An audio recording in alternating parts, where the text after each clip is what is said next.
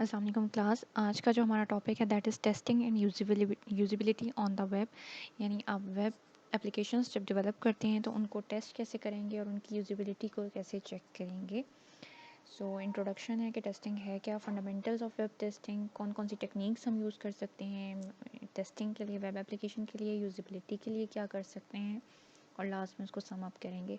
So what is testing? Checking the conformance of the application versus its design requirements। आपको एक project मिला, आपको design requirements देनी थी कि ये चीज़ें बनानी है। फॉर एग्ज़ाम्पल अगर आप फेसबुक को लेंगे तो उसमें हमारे पास न्यूज़ फीड आ रहा होता है, मैसेजेस आ रहे होते हैं, कमेंट है, लाइक है, डिफरेंट चीज़ें हैं, हमें ये दे दी गई कि हमें ये बनानी है। एट दी एंड हम इन रिक्वायरमेंट्स के अकॉर्डिंग अपनी जो वेबसाइट हमने बनाई उसको चेक करेंगे कि आया कि ये सारी चीज़ें फुलफ़िल हो रही हैं कि नहीं। That is testing.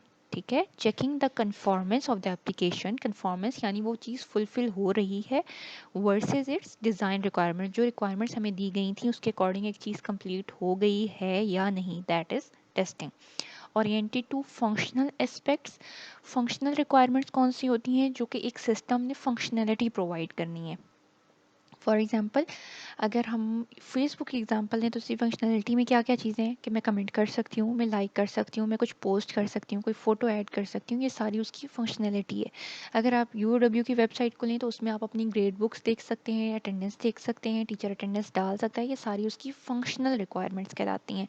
Non functional requirements वो होती हैं जिनको आप मेजर नहीं कर सकते, लेकिन अब मैं फॉर एग्जांपल आपसे कहूँ कि ये कितना एफिशिएंट सिस्टम है तो हर कोई अपने अकॉर्डिंग हमें देगा कि ये इतना अच्छा था, ये इतना अच्छा था, पर आप उसको एक्यूरेटली बता नहीं सकते या ये है या नहीं है। तो वो एक कंक्रीट आंसर आपको नहीं मिलता नॉन फंक्शनल रिक्वायरमेंट्स में। उसके बाद है जी यूजिबिलिटी।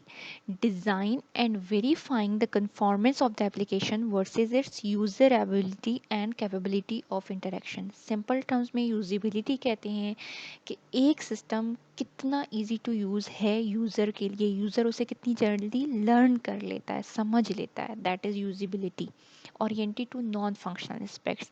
नॉन फंक्शनल इसलिए है क्योंकि हर यूज़र अपने अकॉर्डिंग उसकी यूजिबिलिटी बताएगा, किसी को आसान लगेगा, किसी को मुश्किल लगेगा, किसी को नॉर्मल लगेगा, तो दैट इज़ नॉन फंक्शनल। ठीक है, सो सिंपल यूजिबिलिटी क्या है? Ease of using a system with respect to user, कि यूज़र उसे कितनी जल्दी लर्न कर रहा है या समझ रहा है। ठीक है, द इम्पॉर्टेंस ऑफ टेस्टिंग। अब टेस्टिंग क्यों ज़रूरी है? Traditionally the testing has focused on functional requirements not enough for web application. Traditionally जो पहले यूजली टेस्टिंग होती थी वो जस्ट फंक्शनल रिक्वायरमेंट्स को चेक कर लिया जाता था कि ये सिस्टम पूरी रिक्वायरमेंट्स को फुलफिल कर रहा है या नहीं कर रहा। On the web testing is critical measure of quality assurance.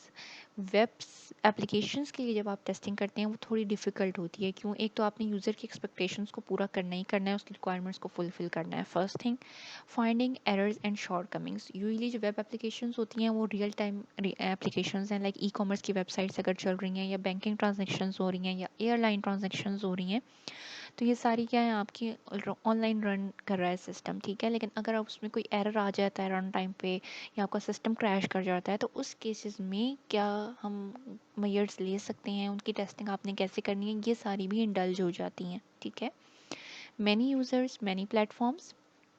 अब एक ही वेबसाइट है, वो मोबाइल पे भी ओपन हो रही है, वो आईपैड पे ओपन हो रही है, वो डेस्कटॉप पे ओपन हो रही है।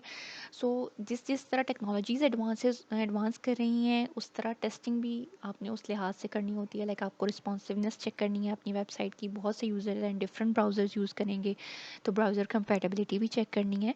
सो टेस्टिंग वेब के अंदर थोड़ी कॉम्प्लेक्स हो जाती है। ठीक है, तो इसलिए हमें टेस्टिंग ज़रूरी है, क्योंकि अगर एक अच्छा सिस्टम बनाना चाहते हैं तो उसके लिए सिर्फ ये ज़रूरी नहीं है कि वो फंक्शनैलिटी पूरी कर रहा है, बल्कि आपने ये भी चेक करना है कि वो रिस्पॉन्सिवली रन हो रहा है, उसको डिफरेंट यूज़र्स डिफरेंट ब्राउज़र्स पे रन कर सकते हैं। अगर ऑनलाइन एप्लीकेशन कोई रन हो रही है तो उसमें इन केस अगर कोई क्रैश आ जाता है, कोई सिस्टम शट डाउन हो जाता है, तो उन केसेस में उन एरर्स को रिमूव करना या दोबारा ऑपरेटेबल बनाना, क्या सिचुएशंस हमें फेस करनी पड़ेंगी। ठीक है, उसके बाद है जी द इम्पॉर्टेंस ऑफ यूजिबिलिटी। अब यूजिबिलिटी क्यों इंपॉर्टेंट है? Poor design leads to loss time and productivity. अब आपने एक वेबसाइट बनाई, दो वेबसाइट्स हैं सेम टॉपिक के ऊपर। ठीक है, एक मैं कहती हूँ कि बहुत अच्छी वेबसाइट बनी हुई है जिसमें कम टेक्स्ट लिखा हुआ है, मुझे मेरा कंटेंट इजीली विजिबल है, अच्छे कलर्स यूज़, अच्छी स्कीम, अच्छी थीम यूज़ हुई हुई है, लाइट बैकग्राउंड डार्क टेक्स्ट या dark text and light background,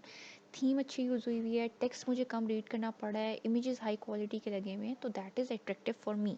लेकिन मैं उसी टॉपिक के लिए एक वेबसाइट खोलती हूँ जिसमें टेक्स्ट भरा हुआ है, इमेजेस बहुत लो क्वालिटी के लगे हुए हैं और मुझे बहुत रीड आउट करके मैसअप होके फिर पढ़ना पड़ रहा है कि जी ये मेरा मुझे ये रिक्वायर्ड था टेक्स्ट, तो that is not feasible for me.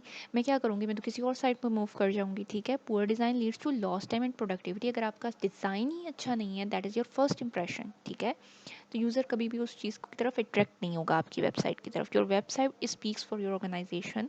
जो भी आप ऑर्गेनाइजेशन के लिए अपनी वेबसाइट बना रहे होते हैं, तो वो आपकी ऑर्गेनाइजेशन के लिए बेसिकली आपका मैसेज कन्वे कर रही होती है। तो आपकी वेबसाइट बहुत लुक एंड फील बहुत अच्छी होनी चाहिए, इजी टू यूज़ हो, इजी टू रीड हो, कंटेंट डिलीवर कर रही है, अच्छे अट्रैक्टिव कलर्स, अच्छे इमेजेस यूज़ हुए हुए हों। Customers have choices, easy come easy को एक ही चीज़ के लिए उनके पास डिफरेंट चॉइसेस होती हैं। अब अगर आपने ऑपरेटिंग सिस्टम को सर्च करना है टॉपिक को, तो उससे रिलेटेड डिफरेंट वेबसाइट्स आपको मटेरियल दे रही हैं, आप उसकी तरफ मूव ऑन करेंगे जिस पे ईजी टू यूज़ अच्छा लिखा हुआ है, टू द पॉइंट आपको कंटेंट मिल रहा है, विजिबल है, अच्छी थीम यूज़ हुई हुई है। ठीक है, so usability is very important. Now fundamentals of testing on the web. अब जब आपने वेब के अंदर, अभी हमने जस्ट देखा है कि टेस्टिंग क्या है, यूजिबिलिटी क्या है, उनकी इंपॉर्टेंस क्या है। अब हम देखेंगे अगर आपने वेब के अंदर टेस्टिंग करनी है तो उनके क्या फेजेस हैं, क्या लेवल्स हैं। सो सबसे पहले हम डिफाइन करते हैं अगेन टेस्टिंग को, an activity conducted to evaluate the quality of a product to improve it by identifying defects and problem. एक एक्टिविटी है conducted to evaluate the quality of a product to improve it by identifying defects and problems. आप एक simple एक activity है जिसमें हम क्या कर रहे हैं, अगर एक सिस्टम बना है उसको टेस्ट करेंगे कि वो फंक्शनैलिटीज़ पूरी कर रहा है या नहीं कर रहा, उसमें कोई इशू तो नहीं है, कोई डिफेक्ट तो नहीं है, अगर है तो उसको रिमूव कर दिया जाए ताकि आपकी जो एंड प्रोडक्ट आए वो क्वालिटी प्रोडक्ट हो। ठीक है, तो सिंपल टेस्टिंग हमारे पास क्या है, एक प्रोसेस है, एक एक्टिविटी है जिसका बेसिक पर्पस डिफेक्ट्स को रिमूव करके एक क्वालिटी प्रोडक्ट बनाना है। ठीक है, एरर क्या है, the actual result deviates from the expected. Error ये है कि आपने एक चीज़ बनानी थी कि आपका सिस्टम एक फंक्शनलिटी परफॉर्म करे, बल्कि उसकी जगह आपका सिस्टम किसी कोई और फंक्शनलिटी परफॉर्म करना शुरू हो जाए, वो काम नहीं करा जो आपको रिक्वायर्ड था, तो दैट इज़ एरर, कि वो डेविएट कर गया जो हमें रिक्वायर्ड था। ठीक है, गलत चीज़। अब मैं आपको कहती हूँ कि अगर मैं ए इनपुट दूँ तो मेरे पास आंसर बी आना चाहिए, लेकिन मैं अगर अब ए इनपुट दे रही हूँ और मेरे पास आंसर डी आ रहा है, तो that is wrong, it is an error. ठीक है, या अगर मैं फॉर एग्जांपल अबाउट अस के पेज पे क्लिक कर रही हूँ और मेरे पास जो है वो लॉगिन का पेज ओपन हो रहा है, तो that is an error in web application. Test case क्या होता है, a set of inputs, execution conditions and expected result for testing an object. Test cases क्या होते हैं, जब भी आप किसी चीज़ को, किसी सिस्टम को, किसी भी प्रोडक्ट को टेस्ट कर रहे होते हैं, तो उसके लिए डिफरेंट टेस्ट केसेस बनाए जाते हैं। टेस्ट केसेस क्या हैं, उसमें आप कुछ इनपुट्स देते हैं, एग्जीक्यूशन कंडीशंस लिखा हुआ है, यानी इफ़ एल्स की कंडीशंस वगैरह लगाते हैं कि अगर ये है तो ये हो, while, do while, different conditions की बेसिस पे उन इनपुट्स को रन करते हैं और एक्सपेक्टेड रिजल्ट को चेक करते हैं। फॉर एग्जांपल मैं एक एग्जांपल लेती हूँ कि मेरे पास एक वेब पेज है, लॉगिन पेज है, जिसमें आपने यूज़र नेम और पासवर्ड डालना है। अब उसके टेस्ट केसेस क्या क्या बन सकते हैं, पहली दफ़ा मैं दोनों में कोई इनपुट नहीं देती, ना यूज़र नेम में और ना पासवर्ड में, मैं लॉगिन करती हूँ। अगर तो वो मुझे लॉगिन एक्सेस दे रहा है तो that is fault, that is an error, कि अगर दोनों फील्ड्स नल हैं तो मुझे लॉगिन एक्सेस ना मिले। ठीक है, ये एक टेस्ट केस हो गया। दूसरा क्या हो गया, मैं पासवर्ड सही डालती हूँ लेकिन यूज़र नेम गलत डालती हूँ और लॉगिन करती हूँ, मुझे एक्सेस मिल रही है या नहीं मिल रही। फिर मैं एक और टेस्ट केस बनाती हूँ जिसमें अब मैं यूज़र नेम सही गलत डालूंगी, लेकिन पासवर्ड सॉरी यूज़र नेम सही डालूंगी और पासवर्ड गलत डालूंगी। So these are test cases जिनकी इनपुट्स चेंज करके, एग्जीक्यूशन कंडीशंस चेंज करके हम एक्सपेक्टेड रिजल्ट को चेक कर रहे होते हैं कि वो सही आ रहा है या नहीं आ रहा। ठीक है, नेक्स्ट है जी, टेस्ट का मेन ऑब्जेक्टिव क्या है, again finding errors, no show that none exist. हमारा जो टेस्टिंग का बेसिक पर्पस ये होता है कि हम एरर्स को फाइंड आउट करें। ये नहीं होता कि हमने ये बताना है कि इसमें कुछ एग्जिस्ट नहीं कर रहा, कोई एरर नहीं है, कोई मसला नहीं है। हमारा बेसिक ये पर्पस ये होता है कि इतना उसको उसको अच्छी तरह फाइन ट्यून किया जाए, इतना सर्च आउट किया जाए एरर के लिए कि उसमें से कोई एरर निकले ताकि आपका सिस्टम वर्नरेबल ना रहे। ठीक है, complete test coverage is impossible obviously. जब एक बहुत बड़ा सिस्टम होता है तो उसमें एक्यूरेट और हर चीज़ की टेस्टिंग इतनी अच्छी पॉसिबल नहीं होती। सो testing focus on mitigating the largest risk. Testing का बेसिक पर्पस ये है कि जो बड़े बड़े रिस्क हैं, जो बेसिक क्रैश कर सकते हैं आपके सिस्टम को, एटलीस्ट उनको ज़रूर रिमूव कर दिया जाए। ठीक है, माइनर एजेस थोड़े बहुत रह जाते हैं तो वो और बात है, वो विद इन टाइम रिमूव होते जाते हैं, लेकिन मेजर रिस्क जो होते हैं, मेजर एरर्स, उनका रिमूव होना मस्ट है। Start testing as early as possible even with restricted resources and time. So जब भी पॉसिबल हो टेस्टिंग फ़ौरन स्टार्ट कर दी जाए, इवन छोटे मॉड्यूल्स की यूनिट टेस्टिंग कर दी जाए with in time and resources. ठीक है, टेस्टिंग के डिफरेंट लेवल्स होते हैं, ये भी हमने पिछले लेक्चर में भी कवर किया था। Unit testing, then integration testing. Unit test क्या होता है? Testing the atomic units, classes, web pages etcetera independently. जो आपका एक सिंगल यूनिट है, जब आप उसे टेस्ट कर रहे होते हैं, फॉर एग्जांपल वेब के केस में वेब पेजेस, सिर्फ एक वेब पेज वो आपका यूनिट होगा, वेब पेज से छोटा कुछ नहीं होगा वेब एप्लीकेशन के अंदर। ठीक है, सो सिंपल, जब आप एक वेब पेज को अलहदा से चेक करेंगे दैट इज़ यूनिट टेस्ट। जब सारे वेब पेजेस को कंबाइन करके उनका आर्किटेक्चर क्रिएट करके आप टेस्ट करेंगे तो that is integration testing, test the interaction of units. ठीक है, सो ये टेस्टर एंड डेवलपर चेक कर रहे होते हैं कि जब हमने कंबाइन किया तो वो आया कि वो website, web application, web pages properly work कर रहे हैं या नहीं। Then system testing, testing the whole integrated system.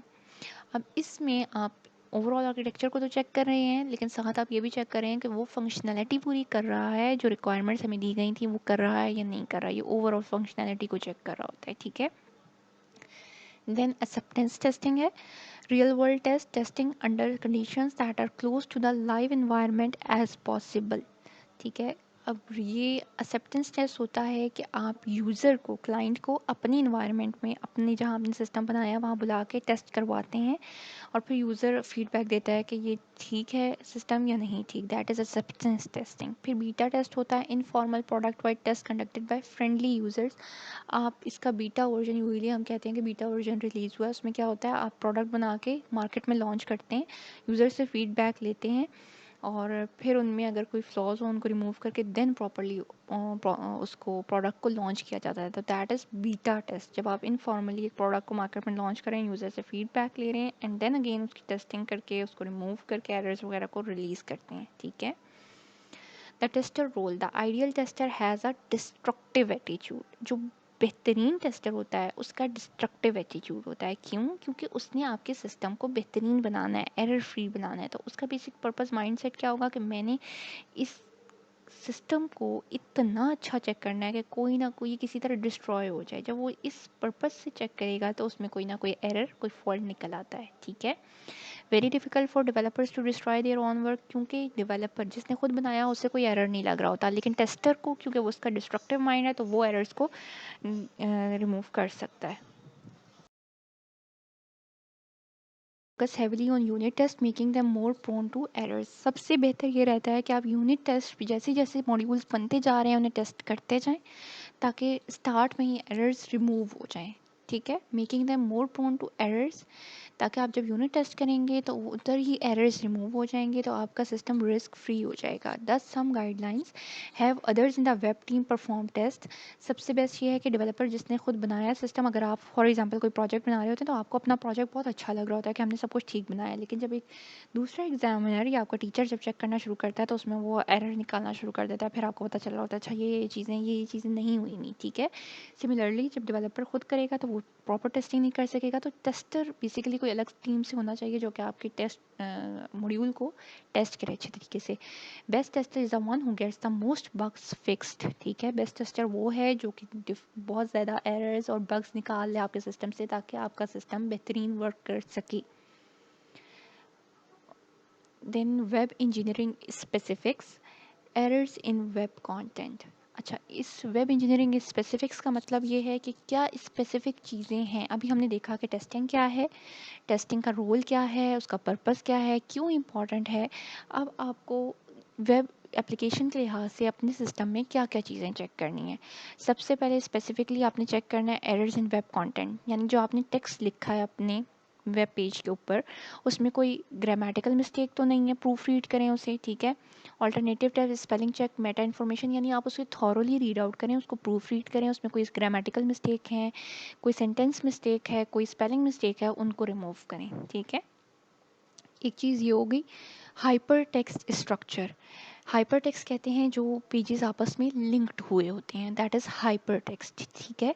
Is H page accessible विया लिंक, यानी हर पेज जो आपने लिंक दिया हुआ है उसके थ्रू एक्सेस हो रहा है या नहीं।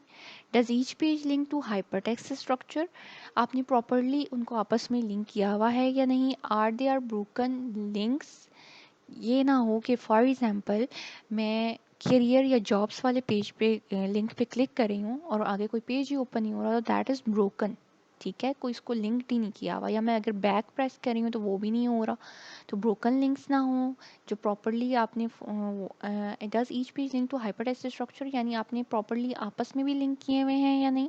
What happens when the user hit backs in the browser, अगर ब्राउज़र पे बैक बटन प्रेस कर रहा है यूज़र तो क्या वो बैक पेज ओपन हो रहा है या नहीं हो रहा। तो ये सारी हाइपरटेक्स्ट स्ट्रक्चर की चेकिंग होती है कि आपने लिंक्स को प्रॉपरली चेक करना है कि जो लिंक जिस पेज से लिंक होना चाहिए वो उसी से लिंक्ड है या नहीं है। और कुछ ऐसे भी केसेस होते हैं कि आपने समटाइम्स लिंक्स लगाया ही नहीं होता, तो वो भी आपको ज़रूरी चेक करना है, ठीक है। दो चीज़ें होंगी, एक तो आपने प्रूफ रीड कर लिया कंटेंट को, दूसरे लिंक्स को चेक कर लिया, तीसरी चीज़ है मल्टी प्लेटफॉर्म डिलीवरी। ऑब्वियसली मैंने आपको बताया कि जब आप वेब एप्लीकेशन बनाते हैं तो वो डिफरेंट डिवाइसेस पे रन हो रही होती है, मोबाइल्स पे, आईपैड पे, डेस्कटॉप पे। तो आपने हर डिवाइस पे चेक करके रन करना है अपनी एप्लीकेशन को। Can you create test cases on every device, so आपने अपनी हर डिवाइस के लिए अलग अलग टेस्ट केसेस बनाने हैं, उनकी वेब हाइट सेट करनी है और सारे प्रोसेसेस वही करके कि एप्लीकेशन की फंक्शनैलिटी को आपने डिफरेंट डिवाइसेस पे चेक करना है, ठीक है। Global availability testing dynamic content in multiple languages, sometimes कुछ वेबसाइट्स ऐसी होती हैं जो कि मल्टीपल लैंग्वेजेस में अपने कंटेंट को प्रोवाइड कर रही होती हैं, ठीक है। आप उर्दू में, इंग्लिश में, लैटिन में, पर्शियन में, जर्मन में, डिफरेंट लैंग्वेजेस में उस वेबसाइट को रीड आउट कर सकते हैं या यूज़ कर सकते हैं, ठीक है। तो अगर वो ऐसी कोई वेबसाइट है आपकी तो आपने उसमें हर चीज़ को फिर थॉरोली चेक करना है कि वो प्रॉपरली वर्क कर रही है हर लैंग्वेज में या नहीं कर रही। Then continuous change requirements, hardware software changes, retest follow each major upgrade. अब आपकी वेब एप्लीकेशन फॉर एग्जांपल बनी हुई थी normal HTML CSS and JavaScript पे, मैं आपको कहती हूँ कि उसे चेंज करें जी, बूटस्ट्रैप का फ्रेमवर्क उसमें यूज़ करें, उसमें बूटस्ट्रैप की कोई थीम डाल दें। अब आपने वो तो डाल दी, बट अगेन फिर आपको क्या करना पड़ेगा, उसको रीटेस्ट करना पड़ेगा कि जो चीज़ें आपने अपग्रेड की हैं उनमें कोई एरर तो नहीं है। तो ये सारी चीज़ें जब आप उसमें चेंजिंग्स लाते हैं तो अगेन आपको टेस्टिंग करनी पड़ती है, ठीक। उसके बाद है methods and techniques to test web application. आप कौन कौन से मेथड्स एंड टेक्निक्स अवेलेबल हैं कि आप ये जो चीज़ें मैंने आपको बताई कि ये चीज़ें आपने टेस्ट करनी है, अब इनको किन टेस्टिंग मेथड्स के थ्रू टेस्ट करते हैं वो आप देखेंगे आगे। Link testing, find broken links, link testing कहते हैं जिसमें आप ब्रोकन लिंक्स को फाइंड कर रहे होते हैं। Can be automated through spider, don't help for pages with incoming links. अच्छा, ये सिंपल लिंक टेस्टिंग क्या होती है कि आपने डिफरेंट लिंक्स को चेक करना है कि कोई ब्रोकन लिंक तो नहीं है, या आपने जो लिंक आपस में रखा हुआ है पेजेस का वो करेक्टली फॉलो हो रहा है या नहीं हो रहा। Finding orphan pages, orphan pages कहते हैं जिनका कोई बैक पेज भी ना हो, मतलब अब मैं बैक प्रेस करी हूँ वहाँ पे भी नहीं जा रहा, फॉरवर्ड प्रेस करी हूँ वहाँ पे भी नहीं जा रहा, ठीक है। Orphan are pages with no links back to the navigation structure, अब उनका कोई बैक पेज है ही नहीं तो वो आपके पास ऑर्फन पेजेस कहलाएंगे। User get frustrated and leave. For example मैं आप जाती हूँ जी अबाउट अस या कॉन्टैक्ट अस के पेज पे and there is no back button, ठीक है। तो अगेन मैं होम पेज पे आऊँगी जी, बैक बैक बैक प्रेस करके, तो वो यूज़र फ्रस्ट्रेट हो जाता है, ठीक है। तो आपने प्रॉपरली लिंक्स प्रोवाइड करने हैं। Capturing statistics, number of links and load time. Capturing statistics basically link testing में आप क्या कर रहे होते हैं कि आप नंबर ऑफ लिंक्स को टेस्ट कर रहे होते हैं कि आपके एक पेज पे कितने नंबर ऑफ लिंक्स हैं और उनका लोड टाइम क्या है कि जब आप उस पर क्लिक करें तो कितनी अच्छी कितनी फास्ट और इफेक्टिवली वो लिंक ओपन हो रहा है। कैप्चरिंग स्टैटिस्टिक्स का बेसिकली मकसद ये होता है कि जब आप लिंक टेस्टिंग करते हैं तो इसकी बेस पे आप चेक कर रहे होते हैं कि एक पेज में इतने लिंक्स थे और उसका लोड टाइम क्या है, तो कौन सा वेब पेज फास्टर वर्क कर रहा है। फॉर एग्जांपल 2 पेजेस थे, एक में 2 लिंक्स थे, एक में 3 लिंक्स थे। 2 लिंक्स वाला पेज जो है वो 5 मिनट में ओपन हो रहा है, और 3 लिंक्स वाला पेज जो है वो 2 सेकंड में ओपन हो रहा है। तो इन बेसिस पे बेसिकली टेस्टिंग को चेक किया जाता है कि कौन सा पेज बेहतर वर्क कर रहा है लिंक टेस्टिंग के अंदर, ठीक है। उसके बाद है G browser testing. Browser vary by manufacturer, version, operating system, device configuration, W3 standard complication. Obviously आपके पास डिफरेंट ब्राउज़र्स होते हैं, सफारी है, ओपरा है, क्रोम है, डिफरेंट ब्राउज़र्स हैं। तो आपने अपने वेब पेज को जब डिफरेंट ब्राउज़र्स पे चेक करना है तो दैट इज़ ब्राउज़र टेस्टिंग, ठीक है। ये वाला इंपॉर्टेंट क्वेश्चन जो आज ये वाली चीज़ें बेशक आप लोग छोड़ दें, ठीक। जैसे कि आपने देखना है कि डिफरेंट ब्राउज़र्स पे आपने रन करके अपनी एप्लीकेशन को चेक करना है। उसके बाद है load testing. Does the system meet required response time and throughput, यानी विद इन टाइम जो रिस्पॉन्स रिक्वायर्ड था वो मिल रहा है या नहीं, that is load testing. Does the system meet required response times and throughput, यानी अकॉर्डिंगली टाइम आउटपुट दे रहा है या नहीं, दैट इज लोड टेस्टिंग। Load profile, expected access type, visit per day, transaction type, transactions per session. Like अगर banking की आप वेबसाइट लें तो बैंकिंग में हर आए दिन हर वक्त ट्रांजेक्शन्स हो रही होती हैं, ठीक है।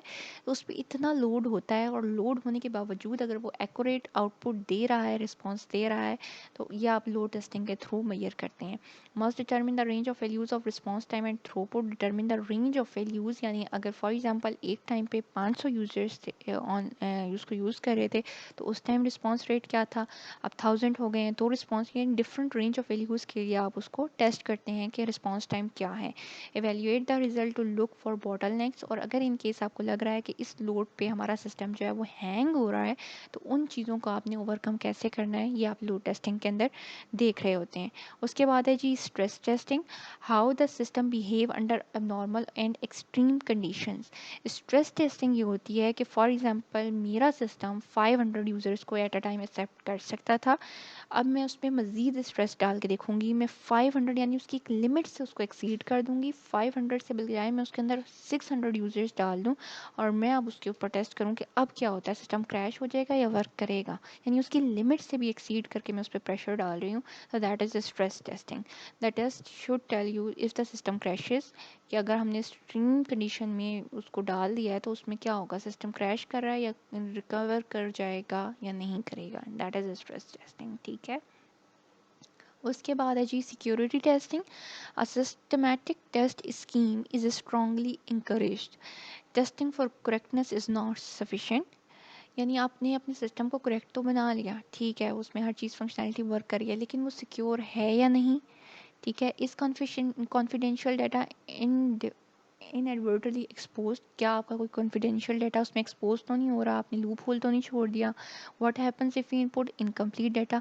आप लोगों ने एसक्यूएल इंजेक्शंस पढ़े होंगे कि आप वन वन या समटाइम्स ऐसी इनपुट देते हैं कि जो आपके सिस्टम को वल्नरेबल बना देती है, आप उसका हैक कर सकते हैं।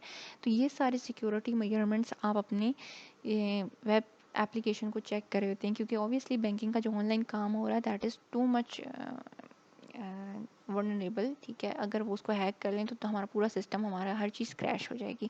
सो वी मेक श्योर कि हमारी जो वेब एप्लीकेशन हैं वो सिक्योर हों हर तरह से, उस पर कोई अटैक ना कर सके, कोई हैक ना कर सके उन्हें। Fundamentals of usability on the web. अभी हमने जो सारी चीज़ें देखी वो हमारी टेस्टिंग से रिलेटेड थी, अब हम देखेंगे यूजिबिलिटी से रिलेटेड है। यूजिबिलिटी इंजीनियरिंग क्या होती है, consist of 4 phases that are essentially parallel to the web engineering process: analysis, design, implementation and operation. 4 phases होते हैं, पहले आप एनालिसिस करते हैं, डिज़ाइन करते हैं, इम्प्लीमेंट करते हैं, ऑपरेट करते हैं, ठीक है। तो वेब इंजीनियरिंग के भी अंदर हमारे पास यही प्रोसेसेस हैं जो यूजिबिलिटी इंजीनियरिंग के अंदर होते हैं, कि आपने एनालाइज किया, अच्छा इस तरह का सिस्टम हमें चाहिए, उसका डिज़ाइन कैसे बनाएं, इस वेबसाइट का लुक एंड फील कैसे अच्छा करें, फिर कोड करते हैं, टेस्ट करते हैं, ऑपरेट करते हैं। रिस्पॉन्स टाइम गाइडलाइंस हैं यूजिबिलिटी की, कि यूजिबिलिटी मैंने आपको बताया था ईज़ ऑफ यूज़, कि यूज़र कितना अच्छा उसको लर्न कर रहा है, उससे आपकी वेबसाइट कितनी अट्रैक्ट कर रही है, वो इजीली अंडरस्टैंड कर रहा है, ठीक है। तो उसमें जब आप यूजिबिलिटी के लिहाज से अपने सिस्टम को डिज़ाइन करेंगे तो सबसे पहली चीज़ है response time. As response time increases user satisfaction decreases. जैसे ही आपकी वेबसाइट का रिस्पॉन्स टाइम इंक्रीज़ होता जाएगा, अब एक पेज है जी वो 2-3-10 सेकंड ले रहा है जी लोड होने में, मैं इंतज़ार कर रही हूँ, वो लोड हुए जा रहा है, तो यूज़र क्या होगा, उसकी सेटिस्फेक्शन कम होती जाएगी, वो किसी और पेज पे मूव ऑन कर जाएगा, किसी और वेबसाइट के ऊपर। Anything greater than 3 seconds and the user became aware is she waiting after 10 seconds users give up. यानी आपका यूज़र जो है वो 3 सेकंड तक क्या करेगा, वो वेट करेगा, और 10 सेकंड में, ये हमारी रिसर्च है कि वो 10 सेकंड के बाद गिव अप कर देता है। Optimize and minimize graphics, sometimes ये होता है कि जब आप पेज लोड करते हैं तो उस टाइम इमेजेस, टेक्स्ट तो लोड हो जाता है लेकिन इमेज जो है वो थोड़ी देर बाद लोड हो रहा होता है, तो आपने कोशिश करनी है कि इमेजेस हाई क्वालिटी के भी हों और नॉर्मल साइज़ के हों, कि आपका रिस्पांस टाइम बेस्ट रहे और बेस्ट पॉसिबल टाइम में आपको रिस्पांस दे रहा हो। Consider breaking up large pages, बेहतरीन तरीका ये है कि आप क्या करें, जो बहुत बड़े बड़े ज़्यादा लंबे पेजेस आप बना देते हैं तो उनको ब्रेकअप कर लें स्मॉल साइज पेजेस में, ठीक है। इमेज की width height according to the, देखें कि आपके एक पेज में अगर ज़्यादा इमेजेस हैं तो उनकी विड्थ हाइट थोड़ी रखें, ताकि बहुत ज़्यादा लोड ना पड़े आपके पेज के ऊपर। Do not forget your dial up audience, home page size should be, ये कुछ मेजरमेंट्स दी हुई हैं कि आपका होम पेज अगर लेस दैन 50 KB हो तो that is well and good. Provide warnings, आप का अगर आप कोई इमेज लोड कर रहे हैं और वो 2.5 MB से ज़्यादा साइज़ का है तो वार्निंग दे दें कि इतना बड़ा साइज़ का ना हो इमेज, ठीक है। वो फिर लोड होने में टाइम लेता है और रिस्पॉन्स टाइम फिर क्या होगा, इंक्रीज़ हो जाएगा। गाइडलाइंस, कलर्स, ऑब्वियसली सबसे फर्स्ट इंप्रेशन आपके वेब पेज का जो जाता है दैट इज़ कलर्स की जो थीम आपने यूज़ की होती है। Colours have different meanings depending on your audience, यानी हर ऑडियंस के लिए कलर्स की मीनिंग्स डिफरेंट होते हैं। कल्चरल डिफरेंसेस, यानी हमारे लिए अगर रेड डेंजर का साइन है तो किसी और कंट्री में वो मे बी वो साइलेंस या पीस का साइन हो। सो हर कंट्री में कल्चरल डिफरेंसेस हैं, तो कलर्स को बहुत सोच समझ के अपनी थीम्स को यूज़ करना है कि कोई ऐसा मैसेज आपके उन कलर थीम से दूसरी कंट्री या दूसरे कल्चर को ना चला जाए कि वो उनको बुरा लगे, ठीक है। और मिक्स अप कलर यूज़ करें, बहुत ज़्यादा कलर्स एक उसमें यूज़ नहीं करने। मिनिमाइज नंबर ऑफ़ कलर्स, यानी यूजली 2 से 3 कलर्स यूज़ किए जाते हैं। लाइट थीम है तो डार्क टेस्ट रखा जाता है, इस तरह। How does your site look on LCD and CRT, आपने डिफरेंट डिवाइसेस पे भी अपने कलर्स को और उनको चेक करना है कि वो कैसे विजिबल हो रहे हैं, ठीक है। गाइडलाइंस हैं जी, उसके बाद टेक्स्ट लेआउट, कि जब आप अपने टेक्स्ट को पेज पे डिस्प्ले करवाते हैं तो स्क्रीन वर्सेस पेपर, एक आपका टेक्स्ट स्क्रीन पे आ रहा होता है, एक पेपर पे आ रहा होता है, तो आपने डिफरेंट विंडो साइजेस को देखते हुए अपने टेक्स्ट को मैनेज करना है। अवॉइड फिक्स विद लेआउट, ऐसा लेआउट रखें कि वो with according to the device width adjust हो जाए, ठीक है। अवॉइड मल्टीपल कॉलम्स, बहुत ज़्यादा मल्टीपल कॉलम्स अवॉइड करें, उससे रीडेबिलिटी डिक्रीज हो जाती है, ठीक है। Readability sense, avoid pattern, low contrast background, short paragraph use करें रीडेबिलिटी के लिए, ठीक है। और लो कंट्रास्ट बैकग्राउंड, यानी आपका ये ना हो कि बहुत शार्प बैकग्राउंड कलर है और उसके ऊपर शार्प टेक्स्ट लिखा हुआ है। लाइट एंड डार्क, इस तरह की थीम्स यूज़ करें तो आपका कंट्रास्ट में जब टेक्स्ट लिखा होता है तो वो रीडेबल होता है, ठीक है। Allow for user selected font size, और अच्छा फॉन्ट साइज़ यूज़ करें ताकि आपका टेक्स्ट रीडेबल हो, ठीक है। तो वो यूजिबिलिटी को इंक्रीज़ कर देगा यूज़र के लिए।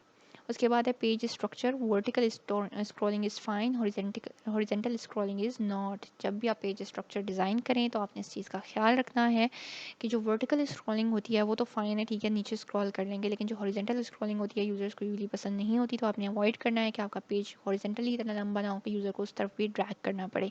Important elements should always be visible, और जो इंपॉर्टेंट एलिमेंट्स हैं तो वो तो आपके लाजमी पेज के अपर पोर्शन पे विजिबल होने चाहिए, ठीक है। एंड अगेन सबसे इंपॉर्टेंट नेविगेशन, यूज़र को बार बार फ्रस्ट्रेट हो जाता है कि वो बार बार बैक प्रेस करे, आपके हर पेज पे आपकी नेविगेशंस विजिबल होनी चाहिए। Provide your user with the model of the site intuitive navigation elements, यानी अपने नेविगेशन एलिमेंट्स सबसे ऊपर मेंशन करने हैं, देने हैं। ड्रॉप डाउन मेन्यूज़ यूज़ कर लें। ड्रॉप डाउन मेन्यूज़ का फ़ायदा क्या होता है, प्रॉस क्या है, एफिशिएंट यूज़ ऑफ स्पेस, आपकी स्पेस ईजिली मैनेज हो जाती है आपने ड्रॉप डाउन लिस्ट जब यूज़ करते हैं, ठीक है। आपको बहुत सारे लिंक्स नहीं बनाने पड़ते, बल्कि आपने एक लिंक के अंदर ड्रॉप डाउन लिस्ट दे दी होती है। कॉन्स, उसका नुकसान क्या है कि इन्फॉर्मेशन इज़ हिडन। समटाइम्स ये होता है कि कोई इंपॉर्टेंट लिंक होता है जो कि आप ड्रॉप डाउन मेन्यू में डाल देते हैं तो user might be not able to find that, ठीक है। उसके बाद consistency, that is too much important for usability, कि आप देखें कि गूगल को अगर आप लें तो गूगल की जितनी भी प्रोडक्ट्स हैं तो वो सारी आपको एक थीम दे रही हैं, ठीक है। लाइट बैकग्राउंड का बहुत सिंपल सा यूज़र इंटरफेस है, ठीक है। ये अगर आप फेसबुक यूज़ कर रहे हैं तो उसका ब्लू एंड वाइट, उन्होंने दो कलर्स यूज़ किए हुए हैं, और हर पेज, जो भी पेज आप उसका ओपन करें, उसका वही स्कीम चल रही होती है। ये नहीं होता कि आपने एक पेज ओपन किया तो वो येलो है, दूसरा किया तो ग्रीन है, फिर ऑरेंज है। तो दैट इज़ नॉट कंसिस्टेंट। सबसे इंपॉर्टेंट चीज़ कि आप जब वेबसाइट डिज़ाइन करते हैं तो उसका हर पेज, हर थीम कंसिस्टेंट रहे, हर पेज पे वही थीम चले आपकी। ये ना हो एक ऑरेंज है, एक रेड है, एक ब्लैक है, उसमें ब्लैक एंड रेड यूज़ किया होता है, एक में आपने वाइट और ऑरेंज यूज़ कर लिया। So make sure your website is consistent, ताकि यूज़र के लिए ईजिली हो। ये ना वो नए पेज पे जब वो कहे अब इसमें मुझे क्या और सर्च करना है, इसमें अलग से कुछ आ गया। So make sure it is consistent and easy to read for user. Identity can be set by consistent components. Header footer use करें, home logo navigations use करें, और consistency keep learning to a minimum. Users don't want to have thing, ठीक है। User ये नहीं चाहता कि मैं एक पेज पे ये था, अगले पेज पे जाऊँ जब बिल्कुल ही अलग लुक एंड फील आएगी तो उसको दोबारा से फोकस करना पड़ेगा। That is frustrating for user. So आपने इस लेक्चर में जो हमने क्या कवर किया है, टेस्टिंग एंड यूजिबिलिटी एक बहुत इंपॉर्टेंट इश्यूज़ हैं कंसिडरिंग वेब एप्लीकेशन। टेस्टिंग में आप फंक्शनल रिक्वायरमेंट्स को कवर कर रहे होते हैं, वैलिडेशन कर रहे होते हैं कि हमारी रिक्वायरमेंट्स फुलफिल हो रही हैं या नहीं।